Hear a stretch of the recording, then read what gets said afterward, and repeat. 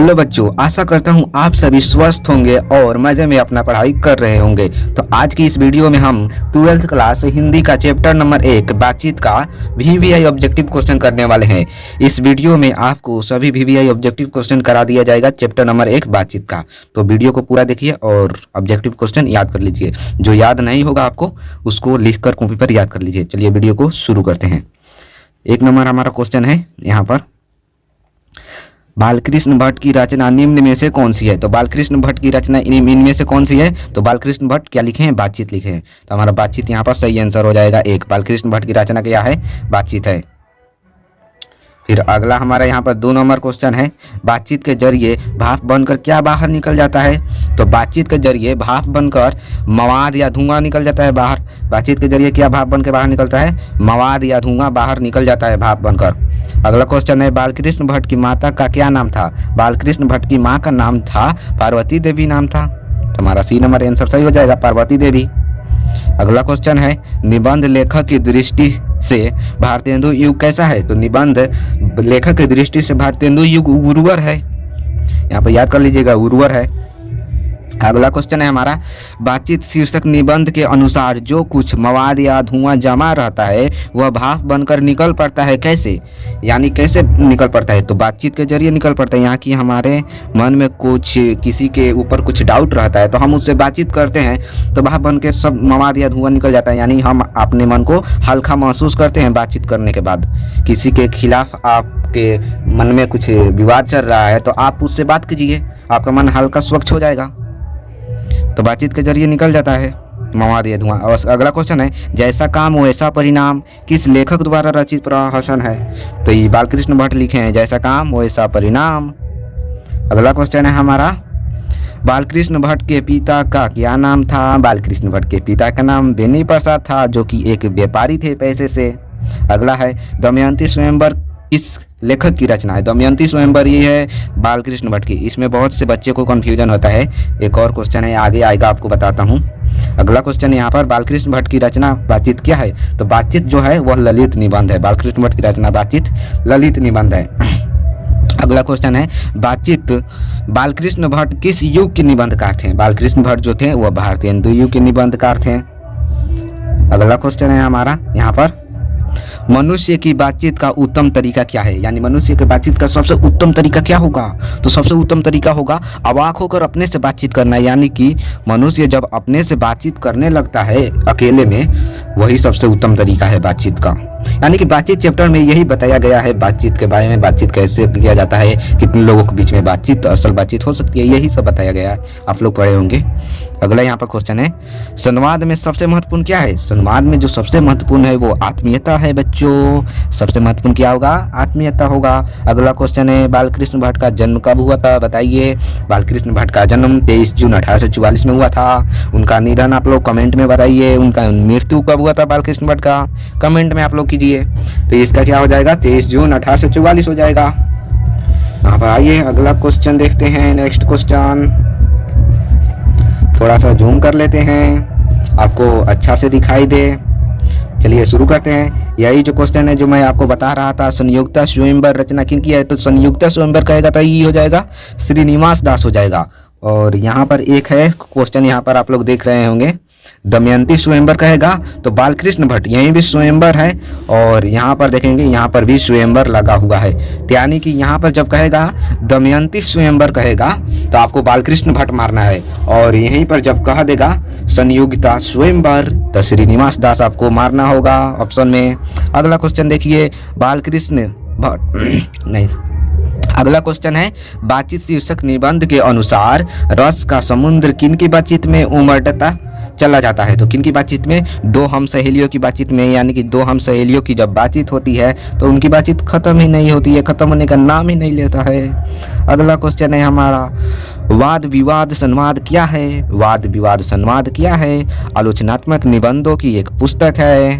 वाद विवाद संवाद आलोचनात्मक निबंधों की एक पुस्तक है। अगला क्वेश्चन देखिए, बालकृष्ण भट्ट ने कौन सा मासिक पत्र निकाला था। तो बालकृष्ण भट्ट ने जो निकाला था वो हिंदी प्रदीप मासिक पत्र निकाला था। कब निकाला था, तो 1877 में निकाला था। अगला क्वेश्चन है बातचीत किस विद्या की रचना है? तो बताए थे, अभी क्वेश्चन किए थे, ललित निबंध है। ललित निबंध रहे तो ललित निबंध, और नहीं तो निबंध आप लोग टिक मार्क लगा लीजिएगा। अगला क्वेश्चन है रॉबिन्सन क्रूसो ने 16 वर्ष के उपरांत किसके मुख से एक बात सुनी थी?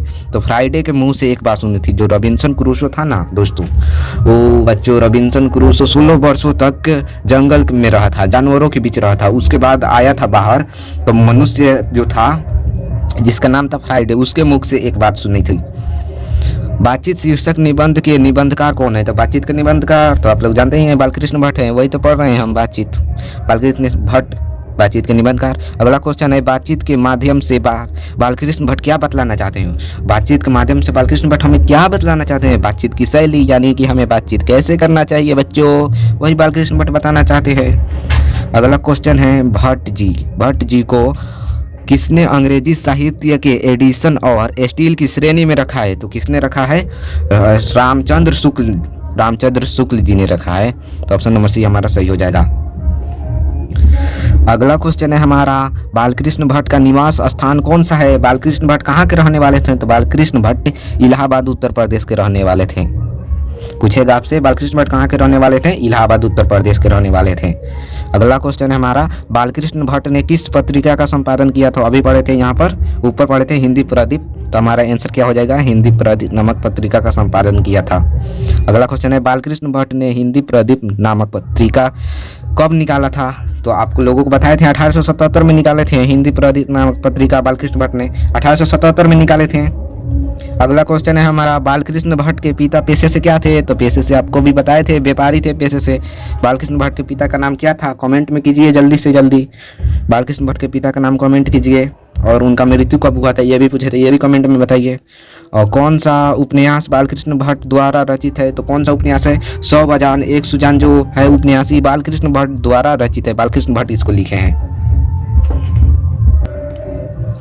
अगला क्वेश्चन है बच्चों नाटक के प्रारंभ में होने वाले मंगल पाठ को क्या कहा जाता है? तो नाटक के प्रारंभ में जो होने वाला मंगल पाठ होता है उसको हम नंदी पाठ कहते हैं। तो हमारा आंसर बी सही हो जाएगा, नंदी पाठ।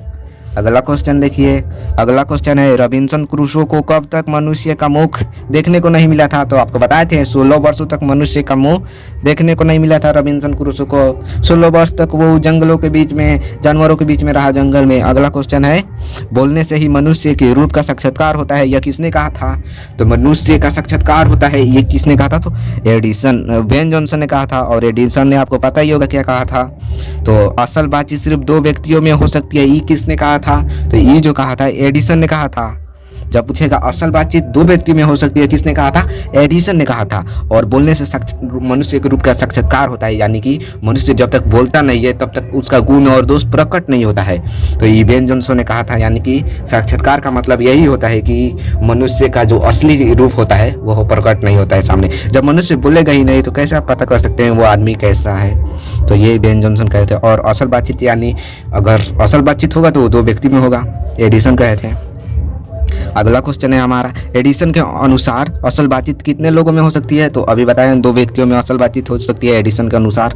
बेन जॉनसन का अनुसार क्या होता है? बोलने से मनुष्य के रूप का साक्षात्कार होता है। अगला क्वेश्चन है बातचीत से मन किस प्रकार हो जाता है? यानी कि किसी के ऊपर हमारा डाउट रहता है तो उस डाउट को क्लियर करने के लिए हम बातचीत करते हैं। तो बातचीत कर लेंगे तो कैसा हो जाएगा हमारा मन? हल्का और स्वच्छ हो जाएगा बच्चों। किसी के ऊपर डाउट रहे तो सीधा जाके सामने से बात कीजिए, किसी के कहने पर, बहलाने फुसलाने पर मत आइए, सीधा आपको सामने सामने बातचीत करेंगे तो अभी आपका डाउट सॉल्व होगा। तो चलिए अगला क्वेश्चन देखते हैं, किसके न होने से सृष्टि गूंगी प्रतीत होती है? तो वाक शक्ति के न होने से सृष्टि गूंगी प्रतीत होती है, आप लोग जानते होंगे। वाक शक्ति किसे कहते हैं? वाक शक्ति का मतलब होता है बोलने की शक्ति, यानी कि हम जो बोल रहे हैं उसी को वाक शक्ति कहते हैं। वाक शक्ति नहीं होगा तो पूरी सृष्टि गूंगी प्रतीत होगी। क्वेश्चन भी पूछा गया है कि वाक शक्ति क्या है? तो शक्ति का मतलब होता है बोलने का शक्ति, यानी कि हम जो बोल रहे हैं उसी को वाक शक्ति कहा जाता है। अगला क्वेश्चन है हमारा आर्ट ऑफ कन्वर्सेशन कहाँ के लोगों में सर्वाधिक प्रचलित है? तो यूरोप के लोगों में आर्ट ऑफ कन्वर्सेशन सबसे ज़्यादा प्रचलित है। पूछेगा आर्ट ऑफ कन्वर्सेशन क्या है? तो आर्ट ऑफ कन्वर्सेशन बातचीत करने की एक ऐसी कला है जो कि यूरोप के लोगों में प्रचलित है। बातचीत के द्वारा वो लोग ऐसे ऐसे प्रसंग छोड़ते हैं जिनको कान को सुनकर बहुत ही आनंद आता है। अगला क्वेश्चन है बालकृष्ण किस काल के थे? बालकृष्ण जो थे वो आधुनिक काल के थे। अब पूछेगा किस काल पूछेगा तो आधुनिक काल बताइएगा। और किस युग के थे? यहाँ पर भारतेंदु युग है, आधुनिक काल है, तो पूछेगा किस युग के थे, तो आप लोगों को बताना है भारतेंदु युग के थे। काल पूछेगा तो आधुनिक काल। आप लोगों को बोले हैं कमेंट में इनका मृत्यु बताइए, इनका मृत्यु कब हुआ था, कमेंट कीजिए। बालकृष्ण भट्ट का मृत्यु कब हुआ था? जन्म हम बता दीजिए, मृत्यु आप बताइए। फिर मिलते हैं अगले वीडियो में। सब्सक्राइब करके रख लीजिए, सबसे पहले नोटिफिकेशन आपके पास जाएगा। जो सब्सक्राइब किया रहेगा बच्चा सबसे पहले वही पढ़ेगा।